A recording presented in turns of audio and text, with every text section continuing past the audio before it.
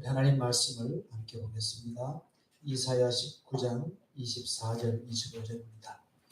이사야 19장 24절 25절입니다.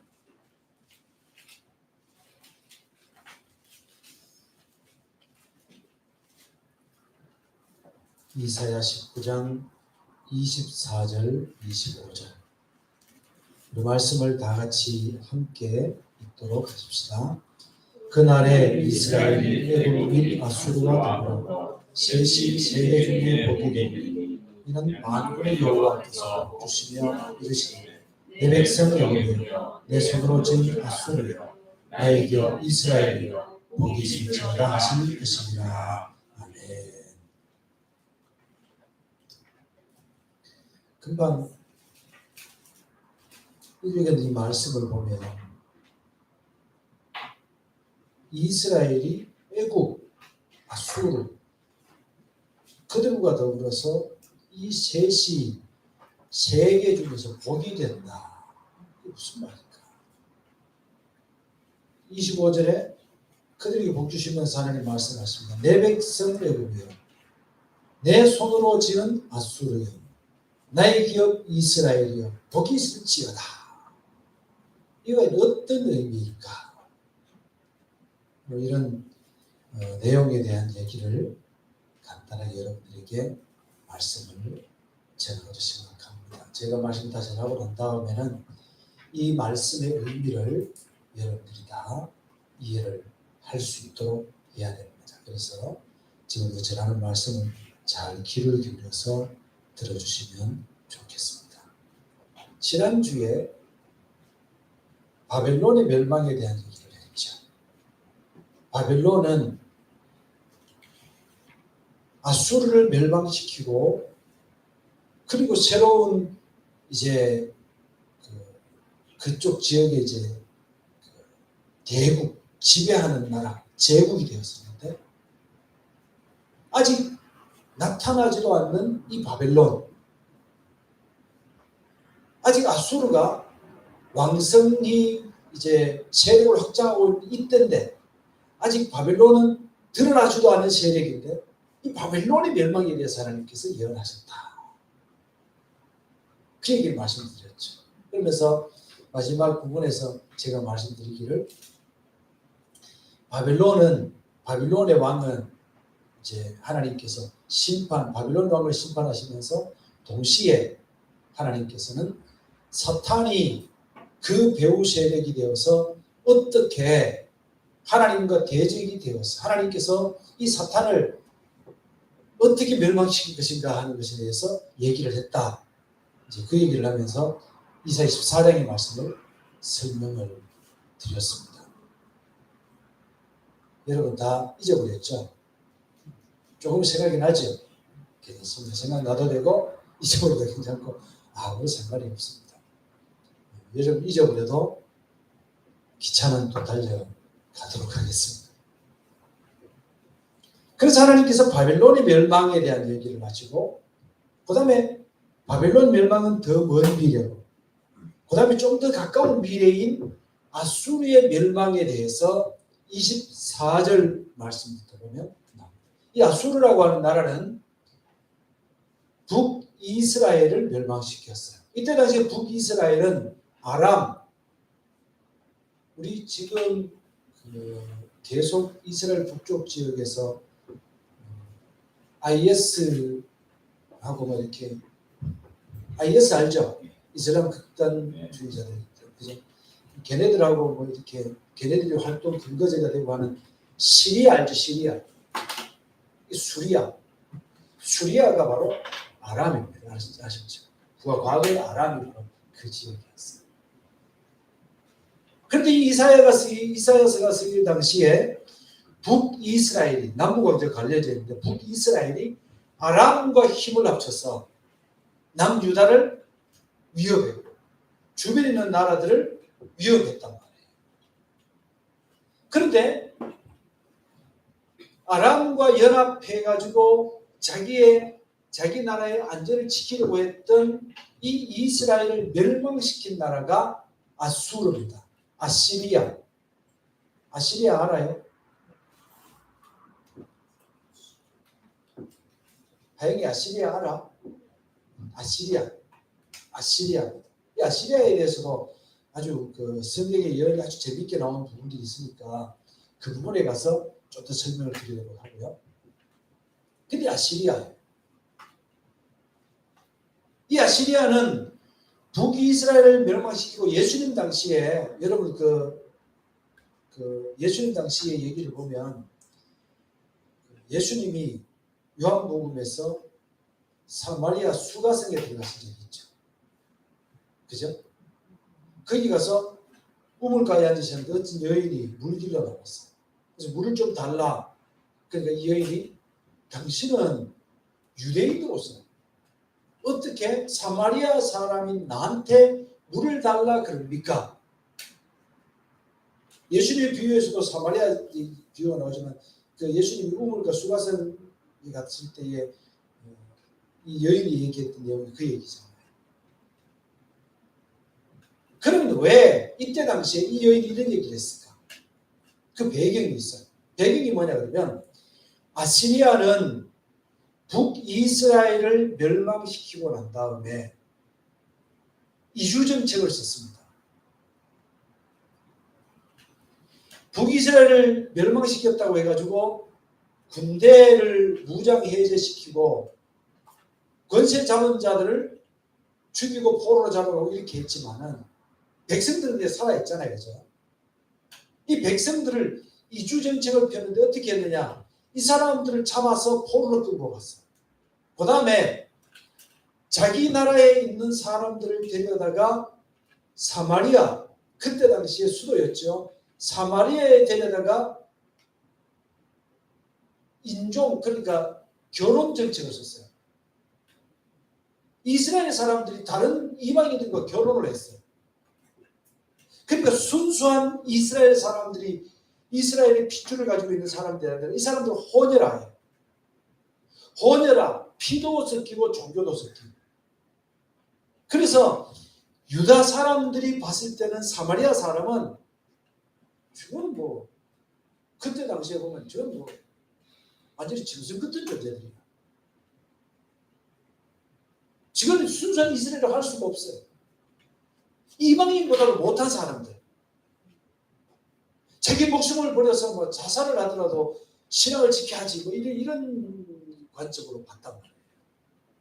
그래서 사마리아 사람 그러면 혼혈아 아주 그냥 뭐 유다 사람들이 봤을 때는 저 뭐 그냥 인간 쓰레기 이 정도로 취급했던 사람들이 바로 그때 당시에 사람들이 보는 관점이었습니다. 그래서 예수님의 비유에서 선한 사마리아인의 비유 거기서도 보면 선한 사마리아인의 비유에서도 주님께서 쭉 설명하시다가 제사장도 그냥 지나고 레위인도 지나가고 그 다음에 사마리아 사람이 도와줬다. 그러면서 예수님이 말씀하시죠. 누가 이 강도 많은 사람이 이웃이겠느냐. 그럼 우리가 생각할 때에 예를 들어서 대구 사람도 그냥 지나가고 경산 사람도 그냥 지나가고 청도 사람이 도와줬다. 어떤 사람이 선한 이웃이 이 강도 많은 사람이 이웃이 되겠느냐. 그럼 여러분 어떻게 대답하냐. 청도 사람 이렇게 대답하잖아요. 일반적으로 그렇게 대답하잖아요. 근데 유대인들은 사마리아 사람입니다라고 말을 하지를 못해요. 그래서 뭐라 그럽니까? 선을 베푼 자리이다 이렇게 얘기합니다. 사마리아 사람들이라는 말 자체를 하기가 싫은 거예요. 사람. 그 정도로 아주 증오하는 사람들이 사마리아 사람. 그래서 이 사람들이 사마리아가 중심에 있다면 유다 지역이 주변에 있잖아요. 그러면 이렇게 가면 가까운 길인데 사마리아 지역을 통과하지 않고 늘 돌아다녀요. 그래서 돌아가시겠네라는 말이 생겼을 것 같아요. 돌아가. 그쪽 지역을 접근적 전하기 전에 했던 거예요. 이해가 됐죠?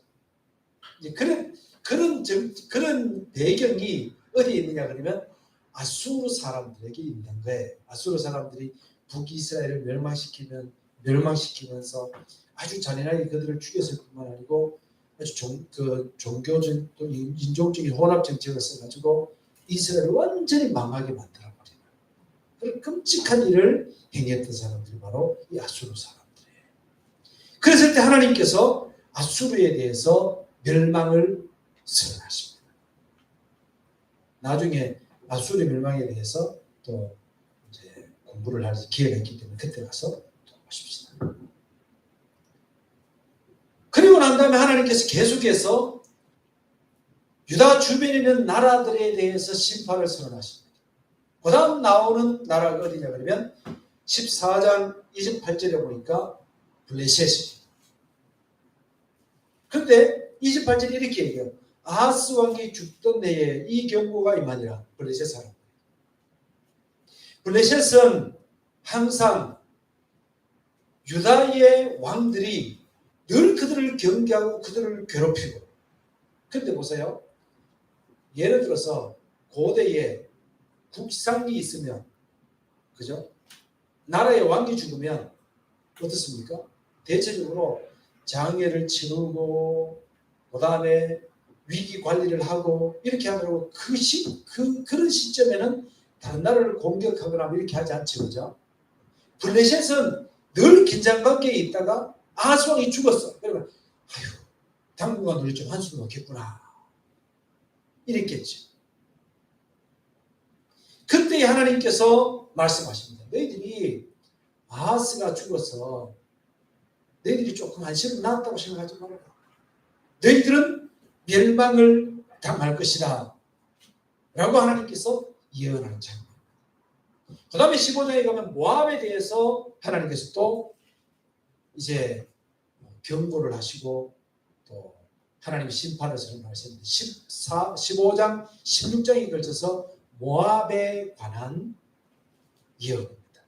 그런데 이 모압에 관한 예언에 대해서 얘기를 하면서 여러분들이 조금 이제 뭔가 하나님께서 원하시는 바가 뭔가라고 하는 것을 조금 이렇게 볼 수 있을 것 같아요. 모압의 멸망에 관해서 너희들이 뭐 편안한 땅에 산다고, 좋은 땅에 산다고, 너희들은 안전하다고 그런 생각하지 말아라. 내가 너희들을 멸망시킬 것이다 하고 말씀하시면서 16장에 한번 가보십시다. 16장에 가면 이런 얘기가 있어요. 너희는 이 땅 통치자에게 어린 양들을 들이되 셀라에서 또 광야를 지나 딸 시온 산으로 보낼지니라. 모압의 딸들은 아르논 나루에서 떠나다니는 새 같고 보금자리에 흩어진 새 새끼 같을 것이라. 너는 방도로 베풀는 공의를 판결하여 대낮에 봄같이 그들을 지으며 쫓겨난 자들을 숨기며 도망하는 자들을 발각되게 하지 말며 나의 쫓겨난 자들이 너와 함께 있게 하되 모압은 멸절하는 자 앞에서 그들에게 피할 곳이 되라.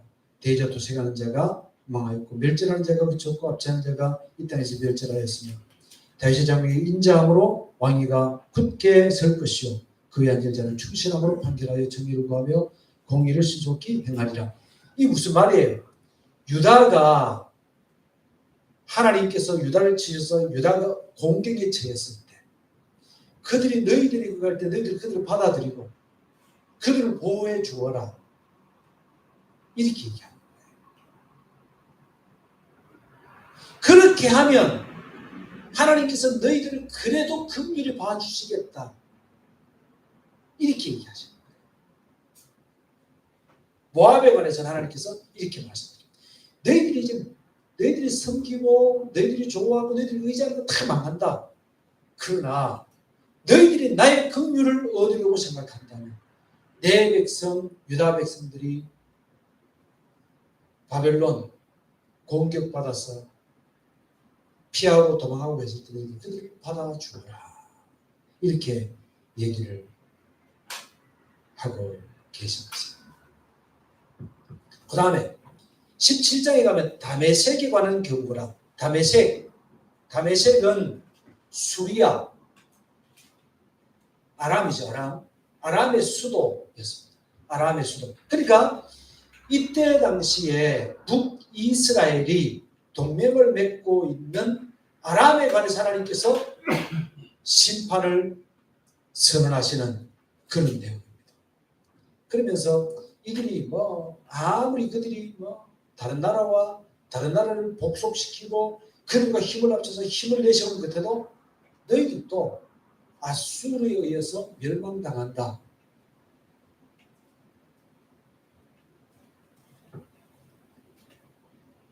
저 이 말씀을 생각하면서 그런 생각을 해서 뒷부분에 더 얘기를 해야 되는데 얘기 좀 하고요.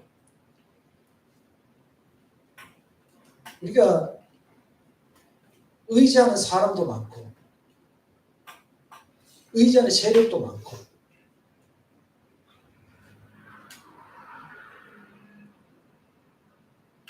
뭐 국회의원도 국회의원하고 누가 굉장히 친하다.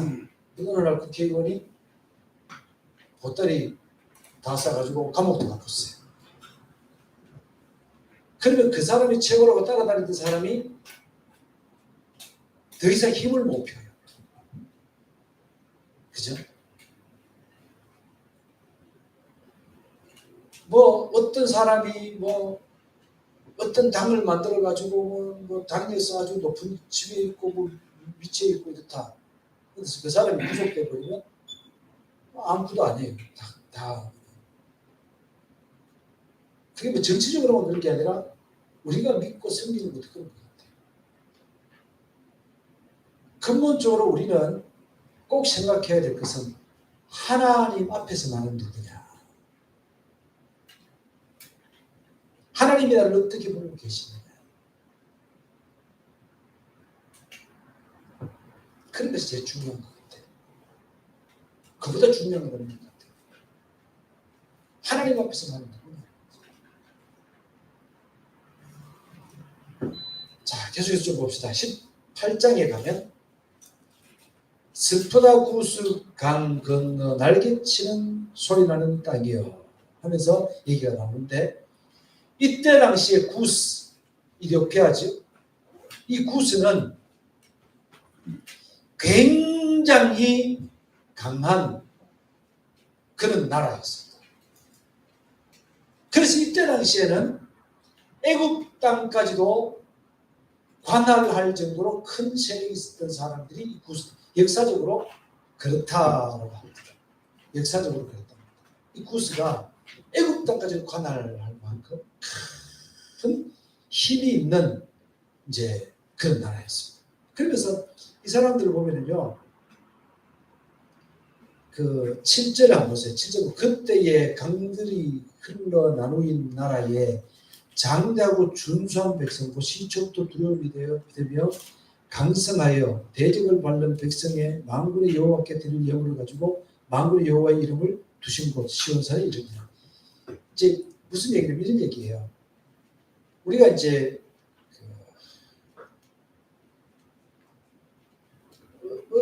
어디죠? 아프리카의 무슨 부족을 보면 사자를 뭐 사냥하고 이런 게 있죠.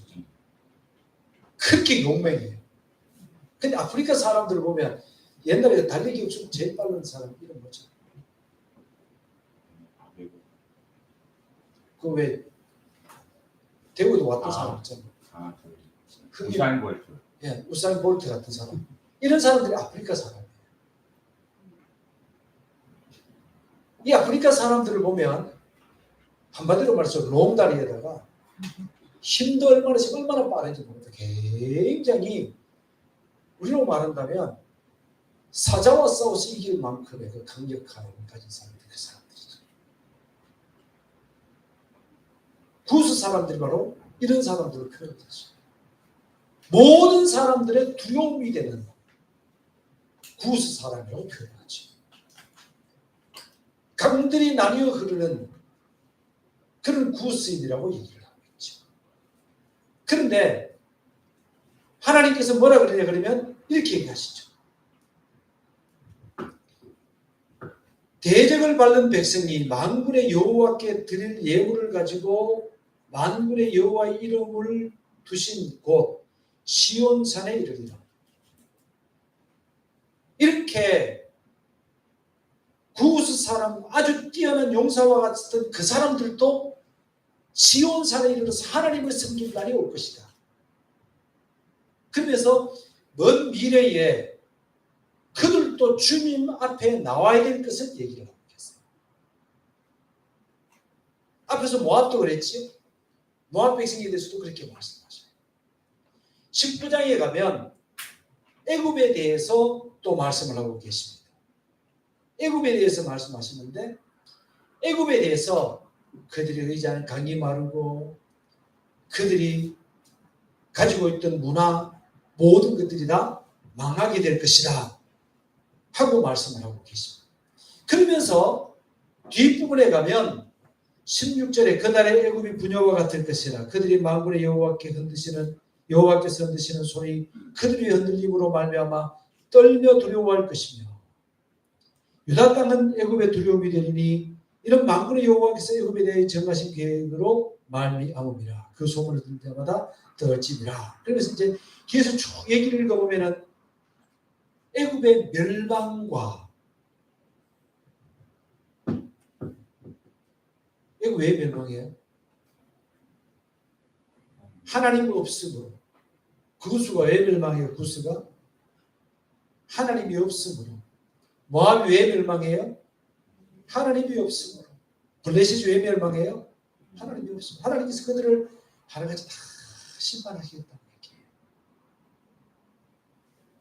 그러면서 마지막으로 주님께서 하시는 말씀이 그들에게 결국은 하나님이 심판을 행하시고 난 다음에 그들에게 구원의 길을 주시겠다.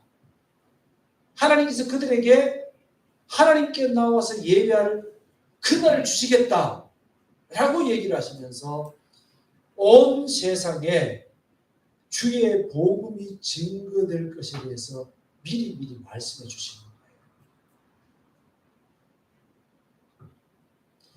고대에는 이스라엘이 애굽에서 나올 때 출애굽할 때에 이때 장면을 보면 이스라엘이 출애굽하고 가나안 땅에 들어갈 때 여리고 성에 기생 라합이 있었죠. 기생 라합이 이 정탐꾼 두 명을 숨겨줬죠. 숨겨주면서 그렇게 얘기합니다. 이스라엘에 대한 소문을 들었을 때 우리가 너무너무 두려웠다. 너희들이 섬기는 하나님은 삼천하지의 하나님인 것으로 우리가 안다. 그래서 우리가 두렵고 떨린다. 그래서 여기 있는 사람들이 다 두렵고 떨리지만 싸움하고 전쟁을 하려고 준비를 하고 있다. 그런데 나는 너희들이 하나님, 홍해를 가르신 하나님, 그 큰 애굽을 쳐부순 하나님께서 이 땅에 들어오실 때 막을 자가 아무도 없다는 것을 알기 때문에 나도 믿고 싶으니 나에게 은혜를 베풀어 달라. 기생 라합의 얘기 요점은 그거지. 40년 전에 있었던 일들을 이 라합은 생생하게 기억하고 있습니다. 그런데 그 말씀을 들었을 때 출애굽 하나님께서 홍해를 가르시고 애굽 군대를 멸하시고 그 다음에 광야길에 인도하셨던 그 하나님에 대해서 들었을 때 마음이 완악한 사람들은 하나님과 전쟁을 준비하죠.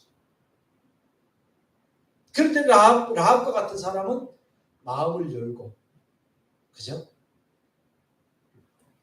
그 다음에 또 가나안 땅에 들어가서 기브온 족속 있죠. 기브온 족속도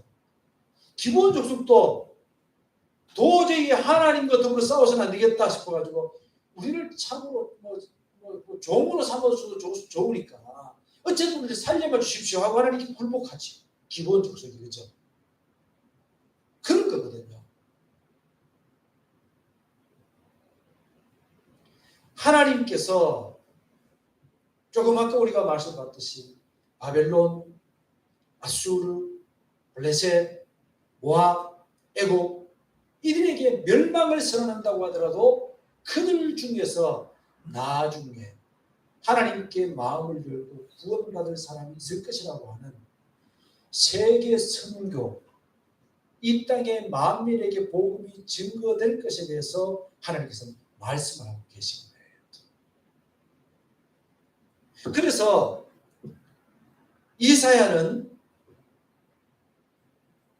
이제 23절부터 보면 19장 23절부터 보면 이리 그날에 애굽에서 아수르로 통하는 대로가 있어 아수르 사람은 애굽으로 가겠고 애굽 사람은 아수르로 갈 것이며 애굽 사람이 아수르 사람과 함께 경배하리라. 누굴 경배해요? 하나님을 경배한다는 것이에요. 그렇게 지독하게 여겨졌던 아수르 사람도 하나님을 알게 될 것이고 애굽 사람도 하나님을 알게 될 것이고 서로 교통하면서 예루살렘의 하나님을 섬기게 될 것이다 하고 선언해요. 그러면서 24절에 이렇게 그날에 이스라엘이 애굽 및 아수르와 더불어 셋이 세계 중에 복이 되리니 여기서 얘기하는 것은 꼭 애굽과 아수르만 복이 된다 그런 의미로 해석을 하면 안 돼요. 여기서 얘기하는 것은 그냥 이때 당시에 잠시 후에 있을 유구한 문화와 전통을 가진 애굽, 아주 강력한 힘을 가진 아수르, 이 세상에 많은 사람의 대표라고 보기는 못하지만 어쨌든 모든 사람을 아우른다라는 생각으로 이 말씀을 해요. 그 모든 사람들이 어떻게 되느냐? 셋이 세계 중에 복이 되느니 이는 만군의 여호와께서 복 주시며 이르시되 내 백성 애굽이여. 애굽도 이제는 남의 백성이 아니라 하나님의 백성이 된다. 내 백성이 된다. 대한민국 사람들도 하나님의 백성이 된다. 이런 의미로 이 말씀을 우리가 받아들입니다. 이해가 됐습니까? 또 내 손으로 지은 아수르여. 아수르 사람은 아주 지독한 사람이었습니다. 잔인한 사람이었습니다. 사람들에게 아주 정말 잔인하게 행했던 사람들. 그러나 그들을 하나님이 치었어요. 그래서 그들이 돌이키는 자들만이 이사야에서는 남은 자 사상이 많다고 그랬죠. 남은 자. 제가 성령이 나시라면 남시라면 따르려면 반드시 이름은 남은 자라고 지어요. 남은 자 사상. 근데 이것이 이스라엘 중에 유다 중에서도 그렇지만 이방인 중에서도 마찬가지입니다. 이방인 중에서도 그들 중에서 나중에 복음이 전파되고 주님께 돌아올 사람, 내 손으로 지은 아수르요. 하나님 이렇게 말씀하고 계세요. 그러면서 나의 기업 이스라엘이요. 나의 기업 이스라엘이요. 복이 있을지어다 하시는 것입니다. 하면서 하나님께서 이들의 구원에 대해서 하나님이 선포하고 계십니다. 지금 유다는 강대국들 틈에서 굉장히 고통을 당하고 있고 미래를 알 수 없는 혼란한 중에 있어요. 그러나 하나님은 이스라엘, 유다를 중심으로 해서 백성들을 구원할 계획을 가지고 계신 겁니다. 우리가 살면서 사람들을 쳐다보고 또 아주 견고한 성 같은 좋은 아파트를 쳐다보고 이스라엘로 인해서 여리고성 문은 굳게 닫힌 것처럼 사람들의 마음도 닫혀있고 이스라엘 것들도 닫혀있는 것처럼 그래서 야 우리 그렇지 않으면 어떻게 살아야 될까? 어떻게 우리가 저들에게 좋은 영향을 미칠 수 있을까? 하는 생각을 할 수가 있겠죠. 그러나 하나님은 강대국들 틈 사이에서 유다를 가장 귀중히 여기시고 자기 힘 때문에 교만한 아수르, 자기 문화적 전통 때문에 그리고 강대국이었던 애국 그들 콧대를 주님께서 꺾으시겠다는 거예요. 하나님께로 돌아오게 하시겠다는 거예요. 하나님 계획이 있다는 거예요. 하나님의 계획.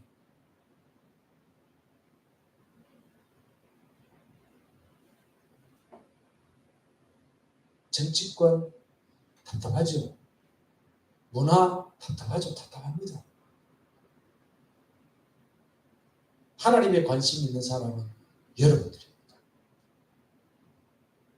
하나님에 관심 있는 사람은 우리들이에요. 유다가 비록 약해 보여도 하나님은 유다 중심으로 이 세계를 바라보고 계십니다. 그리고 그 모든 것들의 정의는 주님께서 하실 것입니다. 우리는 주님 보실 때에 강한 사람이고 다른 사람 볼 때는 좀 미약한 사람들이에요. 그래서 주님 보실 때는 주님께서 예수 믿는 사람을 중심으로 어떤 일을 이루어 나가실 거예요. 대신 우리는 우리가 할 일을 해야 되겠죠. 도저히 어떻게 할 수 없는 것을 기도해야 되고, 그죠? 또 우리 주변에 있는 것들을 뭔가를 조금이라도 변화시키기 위해서 우리는 움직여야 될 거예요. 꽉 막혀 있습니까? 기도하세요. 답답합니까? 기도하세요. 기도는 만사를 변화시킵니다. 기도가 변화시키는 게 아니라 사실은 주님이 변화시키시는 거죠. 제가 말씀 오늘 전하려고 준비하고 이렇게 하면서 생각을 해봤어요. 지난 한 주간 내가 얼마나 많이 기도했느냐 생각했을 때 한다고 하면서도 그렇게 많은 기도를 못했던 것 같아요. 그래서 이렇게 했으면 좋겠어요. 가정에서도 야, 우리 기도 좀 하자. 1분이라도 기도하고. 그죠? 1분이라도 기도하고. 또 무슨 일이 있다 전화 오면은 야, 그 일 그래 이렇게 하자 그래 그렇게 하자. 자 잠깐만 10초만 기도하자. 하나님 이 일을 주님께 맡깁니다. 하나님께서 해결해 주옵소서. 예수님 이름으로 기도합니다. 아멘. 하면 되잖아요. 그 일들을 갖다가 그렇게 기도하면 되잖아요. 그걸 갖다가 일일이 막 나열해가지고 막 얘기할 필요 없고 전화로도 기도하고 집에서도 기도하고. 아, 이걸 못했구나 우리가. 범사의 주님을 인정해야 주님께서 우리를 인도하실 거 아니에요. 하나님의 관심은 우리에게 있습니다. 기도하면서 모든 것들을 성공적으로 이루어 나가시는 게 되면 참 좋겠습니다.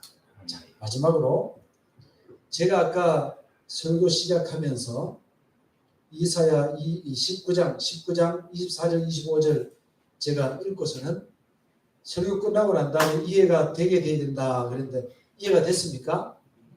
예, 이해가 됐으면 오늘 설교 참 잘 읽는 것으로 생각하고 자, 여기까지만 말씀 마치도록 하겠습니다. 어쨌든 하나님은 우리를 가장 소중히 여기신다. 아멘. 아멘. 하나님이 우리의 주변도 바꿔주실 수 있다. 아멘. 아멘. 그 믿음 가지고 매일매일의 삶을 성공적으로 살아갈 수 있기를 주님의 이름으로 축복합니다. 아멘. 기도하십시다. 거룩하신 하나님,